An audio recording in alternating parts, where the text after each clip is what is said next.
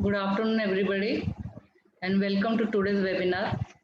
Today, we will try to discuss on the furlough and parole. You must have heard about the parole very commonly.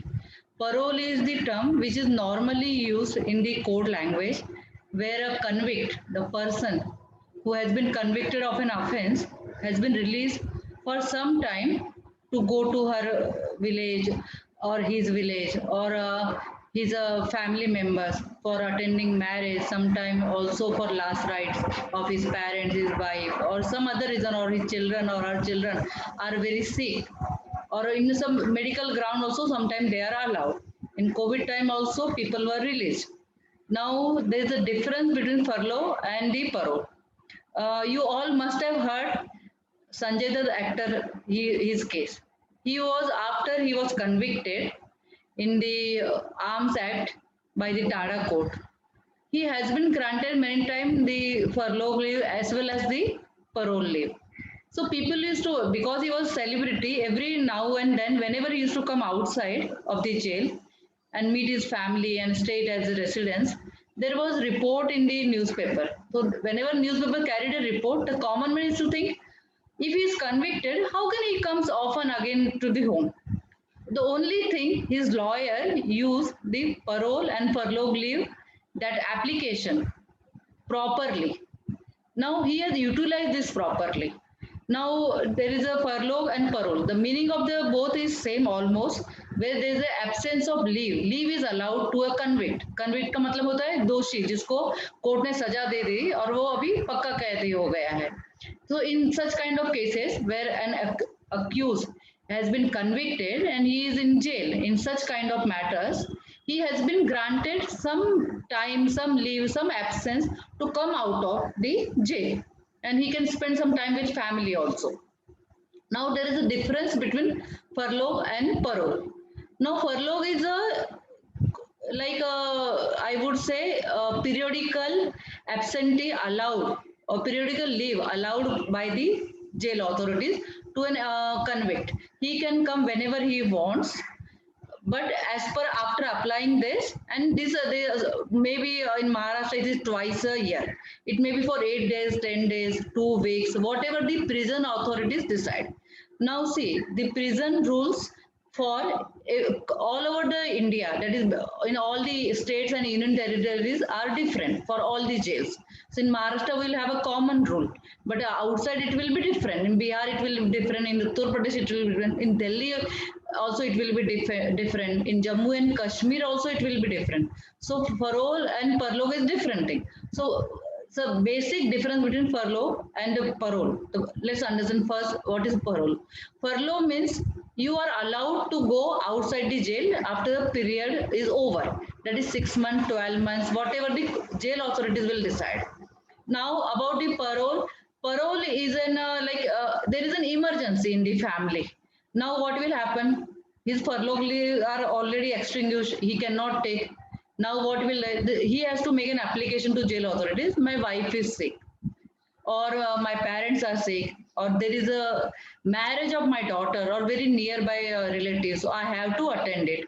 So the jail authorities may allow it, may not allow it. If it is not allowed, then by way of parole, if they on the rejected application, jail authorities will write it is rejected, then you have to apply to the honorable high court of the subsequent state. Now in Bombay we will apply to the uh, Bombay High Court. If it is in Delhi, Delhi High Court.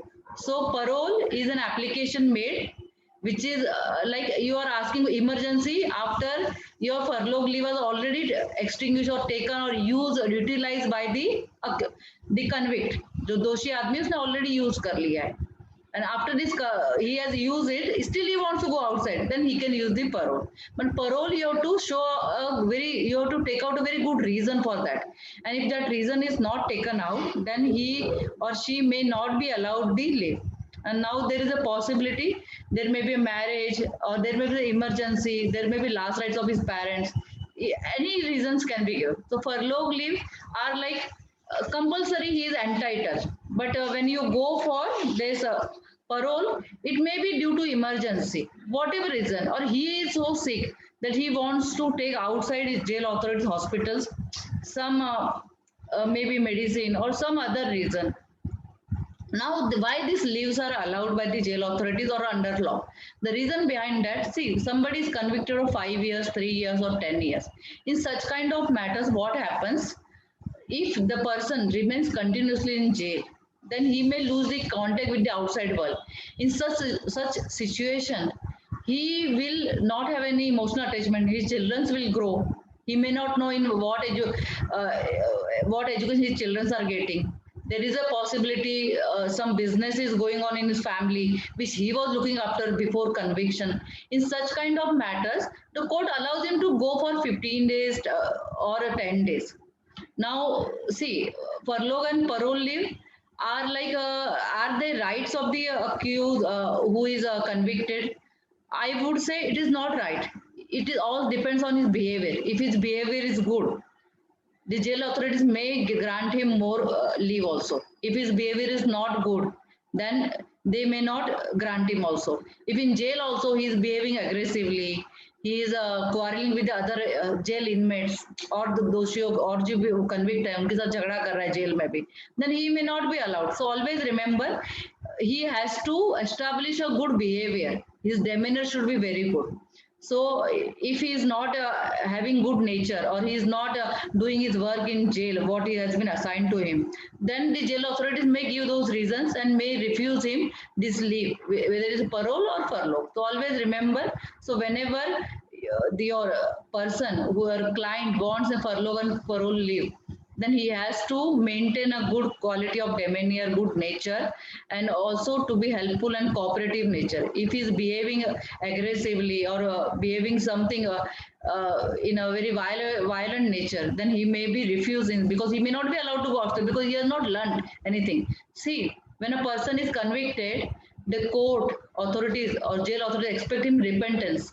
कि उसको कुछ तो पछतावा हो रहेगा. If there is no repentance, then they may not ask him. If somebody kills for, and then also there is no repentance, then court will understand that he has does not deserve any kind of sympathy.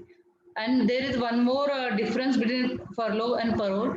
Furlough is compulsorily granted. Parole is like a by way of choice and emergency. Also, another difference is in when a furlough is granted, if it is he has been convicted for 5 years, suppose. So those 15 days he is outside the jail. So his 5 years will be including these 15 years. Now, if we go to parole, if he is out on the parole, he goes for 10 days out on the parole. Then he has to complete his conviction period 5 years and 10 days. So in furlough, what happens? His period is reduced. But whenever he go for parole, his period is not reduced. It is like suspension of his sentence. So these two terms are very important. As a lawyer, when you're entering to this field of legal, you all should know, in fact, that what is the difference between furlough and the parole. And if you know this, you can be helpful to so many clients of yours if they are convicted and their last hope is furlough or parole leave, and their family will now not feel that they will never be able to meet. So they can periodically meet their families. They can take account into what their children are studying. They can also make arrangement for families. They have to build up their homes also. So being in jail also, the convicted person can come outside and help the people, his own family, and in a way he can maintain the social contact, even his emotional balance is maintained. So always remember these two terms, and ever you find any person who is in jail, ask his family whether you can help by writing this application, because there are people who cannot even write such applications. I had done a video on Zoom some few months back, and I got a call from Bihar, a girl who told her father was convicted. She said, "How many days my father can come outside from furlough?" I told her, "You just go to jail or ask any lawyer to find out the jail rules of Bihar. There are different rules for Bihar. For Maharashtra, it is different rules. So I may not be knowing all the jail rules all over country, but then it is very easy to ask jail authorities because there will be, if you visit jail, you will find a booklet lying there about the furlough and parole, and you can always go and contact and find out. And to my knowledge, college also takes the some small trips to the courts visits as well as the jail visit. So when you go to jail visit, try to ask the jailer or the people subordinate him that whether they can have them. You can read the jail rules also about the furlough and parole. So this was all about. I'll move to another section that is of reading. Today Mansi is reading, right?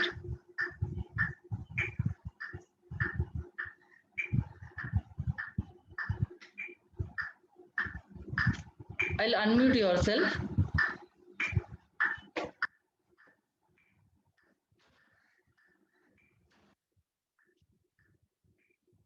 Mansi आप unmute कर लो खुद को please Okay, thank you Mansi I will share there will be two readings today. okay, ma'am. Just a minute but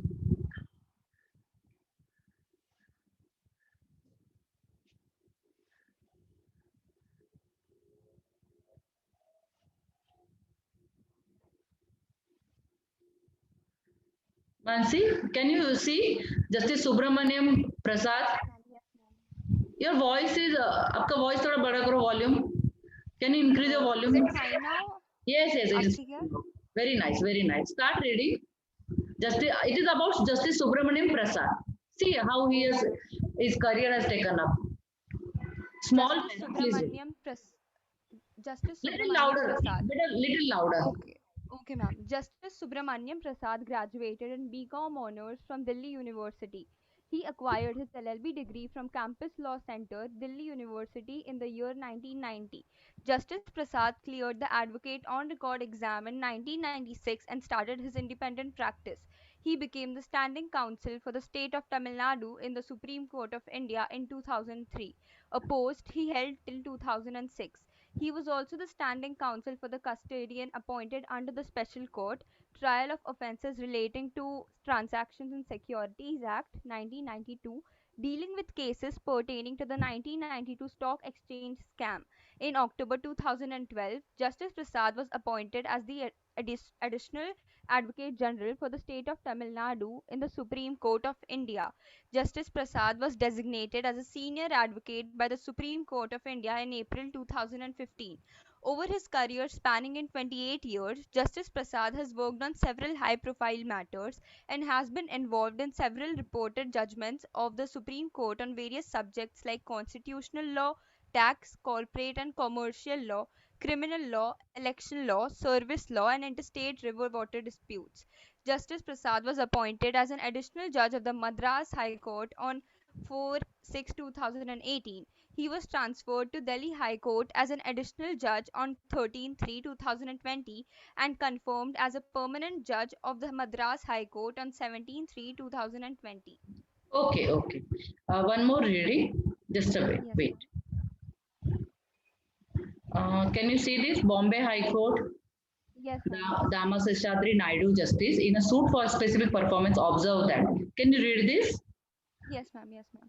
In a suit for specific performance, a third party's assertion that he has a stake in the subject matter of the suit counts to noting what matters is the contract, not the property covered by the contract. Background: A engaged in a contract with B for purchasing some property and B defaulted. Later, C, the brother of A, represented A as his power of attorney agent (POA), and after a few years, A discharged C from being his POA and pursued the case independently and got a decree, not for specific performance but for the return of money. Now an objection arose when A wanted to withdraw the deposited decretal amount and the objection was raised by C. The ground for objection was that C wanted a part of the decretal amount since he too had contributed to the sale consideration.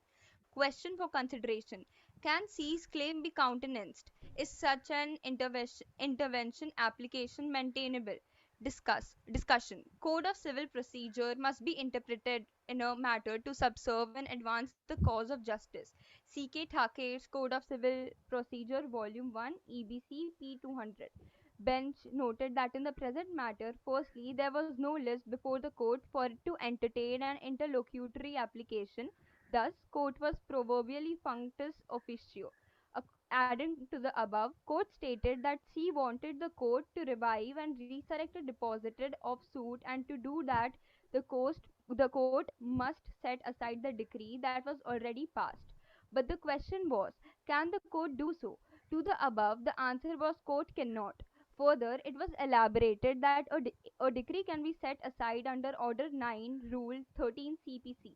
In the Supreme Court decision of Ram Prakash Agarwal versus Gopi Krishna, it was held that the applicant must have been a party to the suit in the first place, whereas Supreme Court in Rajkumar versus Sardari Lal took a different view and stated that the same was in the context of a lis pendens purchaser.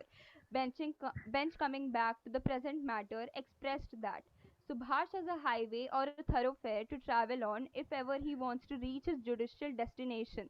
A separate suit seeking a declaration. Looking at the issue from another perspective, court stated that in a suit for specific performance, whatever be its outcome, no third party can have the role to play. Precedential position. Ajay Kumar versus Tulsa Bai. Court held that by very nature, a suit for specific performance confines itself to the agreement and several pleas that can either defeat or lead to its enforcement. The cause of action in such a suit is the agreement and its enforceability. In the above cited case, court posed a question unto itself. Can it really be said that the stranger to an agreement is concerned with the relief sought by the plaintiff or the defenses raised against such specific performance?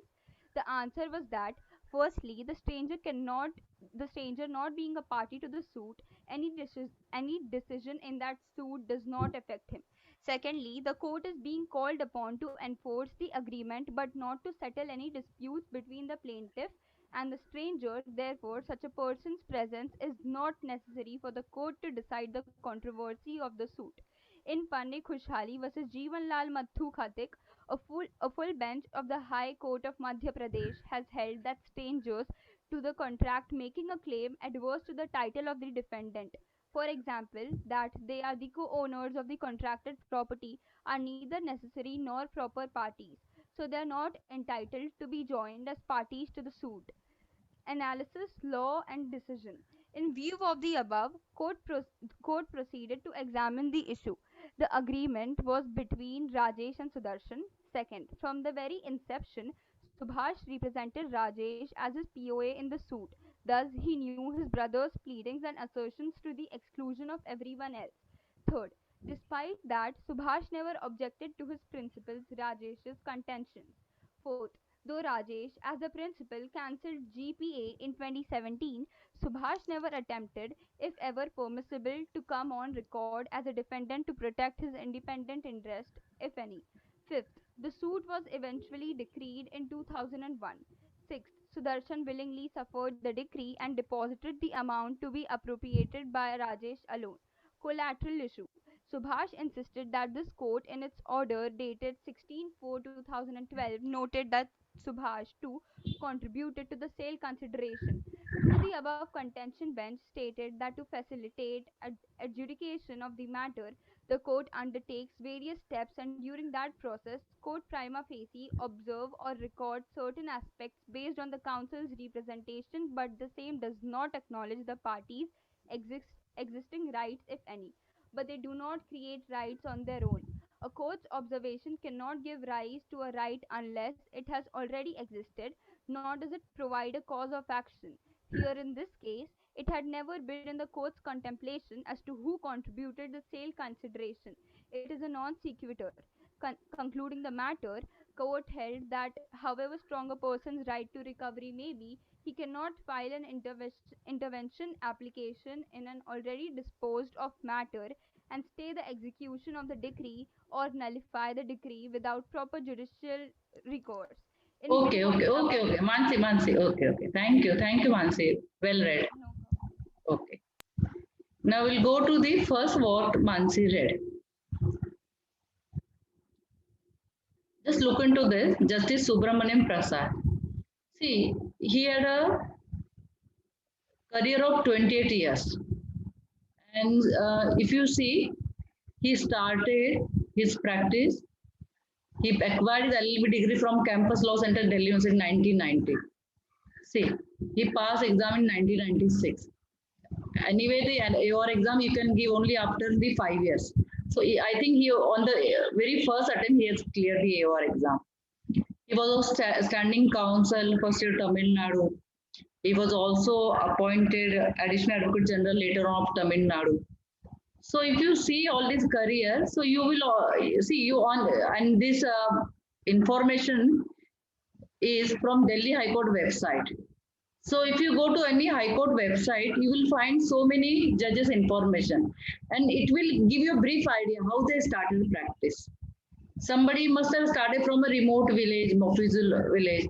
So to reach a career ladder of success, you have to go through this. So you will be inspired. And these are small. When I was very junior, there used to be All India Reporter. Now also it comes.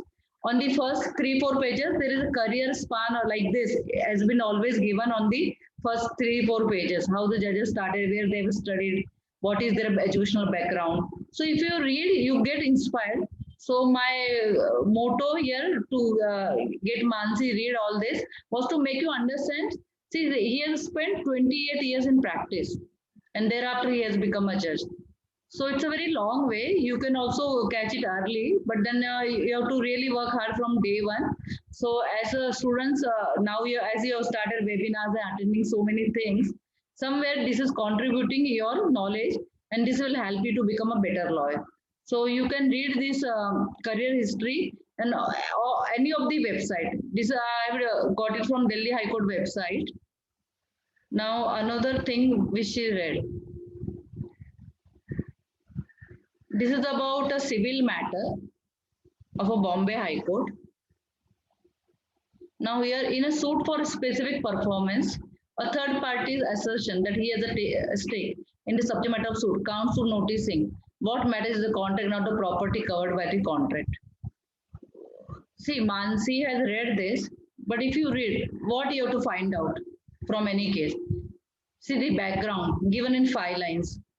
Question for consideration. Can cease claim for be countenance in such an intervention application maintainable?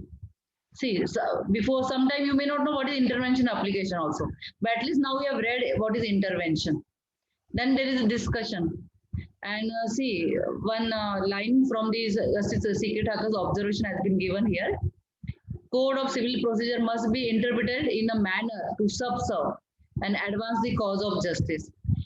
If you can ever use this when you're speaking about civil, it will really help you. Now, presidential position.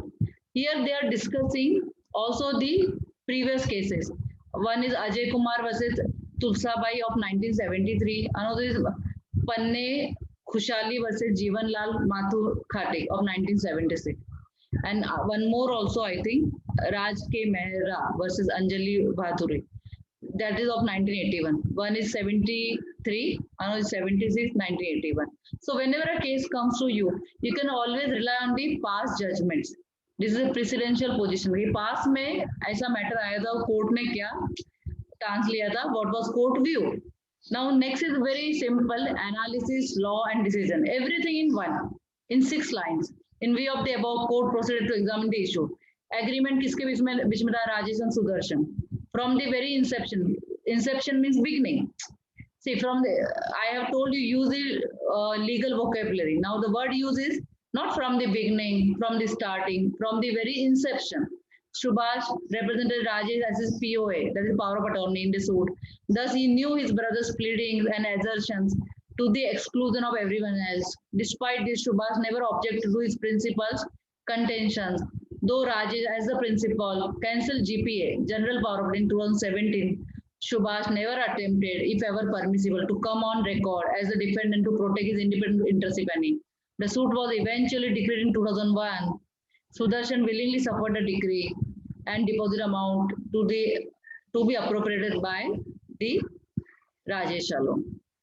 Now, there is also a collateral issue discussed, and there is also a conclusion of the matter. So, if you have to write ever a summary of some judgment, you can use this judgment, or you can use this SCC. This is on Supreme Court cases online blog, and I know this is free. So if you can ever read two also blogs every day, it will increase your knowledge. Today we spoke about CPC and also careers history of Justice Prasad. So we both every day we can learn something, and whether there is internship or not. Otherwise, also you have a time and a laptop or at least a mobile cell phone where you can use this and go through it. Now, next thing is, let's stop sharing this.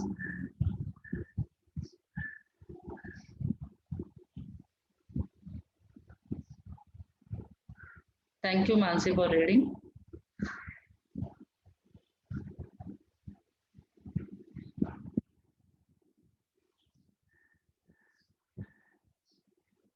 Just a minute. There is one more section, very important. It is used by the High Court, and that is 482 CRPC. I would like to tell all of you, there is a case of Supreme Court, Bhajan Lal. It is known as the Bhajan Lal's case. It is for 482 CRPC. If you ever file an application under 482 CRPC, and if you are unable to mention what is Bhajan Lal ratio, then it is unuseful. The judge will never know that you really know what is 482. So to understand, try to go through 482 CRPC by way of reading the Bhajan Lal's judgment. Bhajan Lal judgments is very important, little longer, but at least you can read. And what is 482 CRPC? 482 CRPC is High Court's inherent power. It can quash the orders of the or the FIRs or set aside whatever the trial court or the below court, below the High Court, whatever court, whichever court comes, set aside or dismiss the orders, dismiss the matters. So I will read 482 CRPC as well for you. Saving of inherent powers of High Court. Nothing in this code shall be deemed to limit or affect the inherent powers of the High Court to make such orders as may be necessary to give effect to any order under this code. See, this line is very important. Inherent power, second line of the High Court to make such orders, it will order as may be necessary to give effect to any order under this code. जो भी order pass है, of course it is a criminal, or to prevent abuse of process of any court or otherwise to secure the ends of justice. So High Court has got,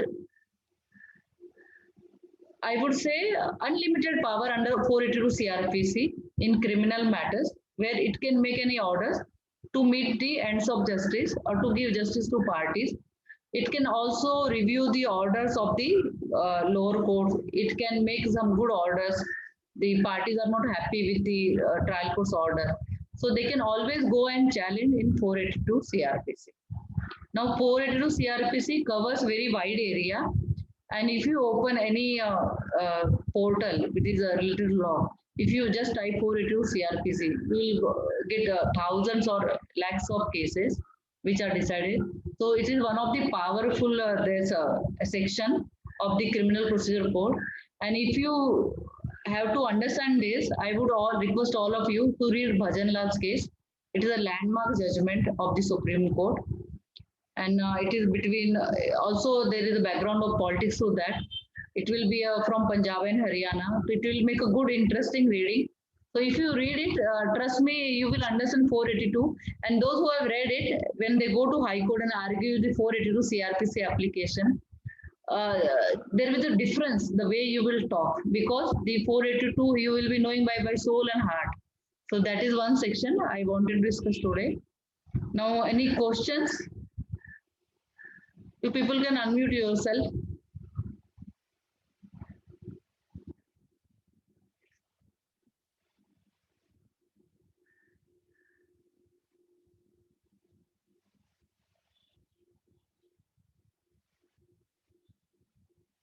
Okay, no question. I'll hand over to now then Vartika.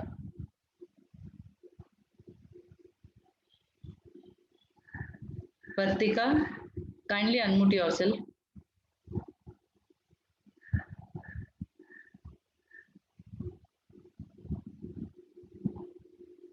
Please unmute yourself, Vartika. Am I audible, ma'am? Yes, audible. Okay, ma'am. Respected ma'am and dear participants, good afternoon to all. I am Vartika Singh, pursuing BA LLB honors from University of Allahabad. I feel immense pleasure to take this opportunity to propose a vote of thanks. I extend my gratitude to respected Anita Bafna ma'am, advocate on record in Supreme Court, not only for spending her valuable time with us, but also for enlightening us in the field of law. Ma'am, this is our 7th day of internship, and it seems to be a very valuable time period for us. And we have learned so many things: how to start litigation, how to read judgments, some legal vocabs, and so many things. Ma'am, we are highly obliged to be an intern under your guidance and looking forward for such more events. At last but not least, I would also like to thank Vanna ma'am for giving me these opportunities, and also for to the interns to keep patience and attending this beautiful lecture and make it more successful. Thank you, ma'am. Thank you, interns, and have a good day. Thank you.